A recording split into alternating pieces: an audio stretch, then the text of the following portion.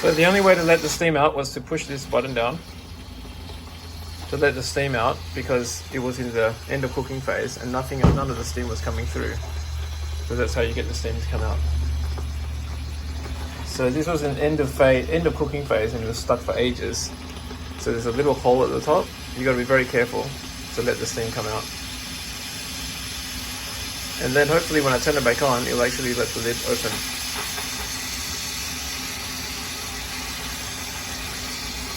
A bit too dramatic there. It's getting a bit dirty, so I'm gonna get a cloth and just cover it.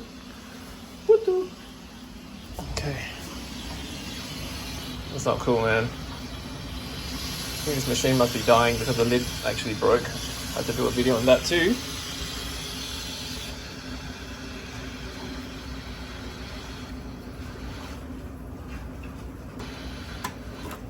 I think that's pretty much done. So now I'm going to try to turn it back on and then see whether it will let me unlock the, because you can't take the lid off, it's kind of stuck. So automatic recovery after power cut. So it was on end of cooking, and then it just kept going on and on. So this was how we did it. That's how I did it before, to let the steam out. And now I think all the steam's pretty much out. There you can see.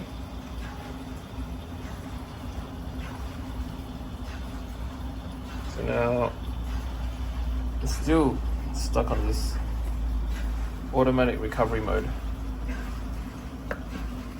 So beware of steam. Oh, okay. Keep warm. Finally, it's given up. And ta-da! Oh, and you know what I think the problem was? Too much water. It was over full. So I think there was too much pressure. I don't know, who knows? Something wrong with the physics. So yeah, if your Tefal doesn't allow you to open the lid, just be very careful. Turn it off, then put a something inside that little hole, and then let the pressure out slowly, like I did, and then you can turn it back on, and it should work again. And try not to overfill like we did.